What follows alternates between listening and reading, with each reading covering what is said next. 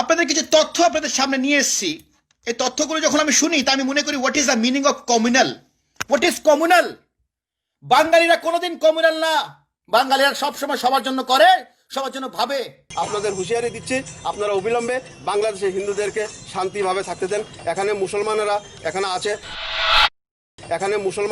এখানে আছে বাংলায়, ত্রিপুরায়, অসমে, এমনকি ভারতে, দিল্লিতে রাজনীতি করা যাবে না। বাঙালিকে ছাড়া, বাঙালি অধিকারের কথা ছাড়া এই ভারতে কোথাও রাজনীতি করা যাবে না। আমরা সেই দিনের স্বপ্ন দেখেই আমরা স্বপ্ন ফেরি করতে এসেছি। এই স্বপ্ন একদিন বাস্তব হবে। Is the Bengalis in Agartala, in Tripura, in Kanchanpur, in Agartala, in Amarpur, all the places, are they Bangladeshi? You have any proof to say that?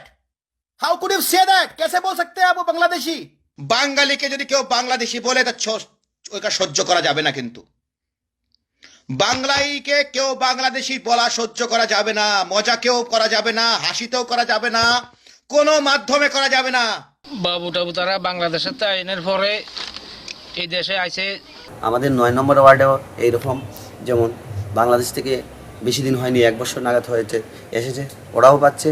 তাছাড়া 10 নম্বর ওয়ার্ডেও এইরকম 1 বছর হয়নি, এরাও রেগার পাচ্ছে। তা আমরা এখানের বাসিন্দা আজকে এখন থেকে না, আজ অনেক বছর যাবত ধরে পাচ্ছি না। তার কারণটা কি? আমি ভারতবাসী, কিন্তু আমার জন্ম কুমিল্লা।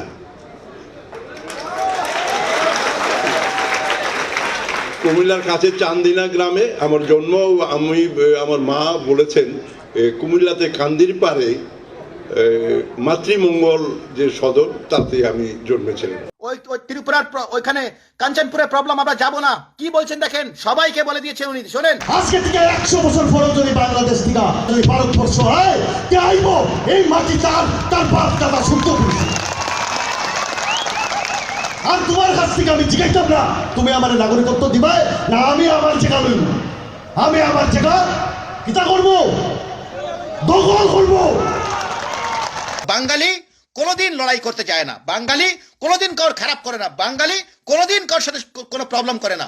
এখানে মুসলমানেরা এখানে আছে। বাংলাদেশের থেকে যারা মুসলমান আছে তারা বাংলাদেশে যেতে হবে। বাংলাদেশের থেকে যারা মুসলমান আছে তারা বাংলাদেশে যেতে হবে। বাংলায়, ত্রিপুরায়, অসমে, এমনকি ভারতে, দিল্লিতে রাজনীতি করা যাবে না। বাঙালিকে ছাড়া, বাঙালি অধিকারের কথা ছাড়া এই ভারতে কোথাও রাজনীতি করা যাবে না। আমরা সেই দিনের স্বপ্ন দেখেই আমরা স্বপ্ন ফেরি করতে এসেছি। এই স্বপ্ন একদিন বাস্তব হবে।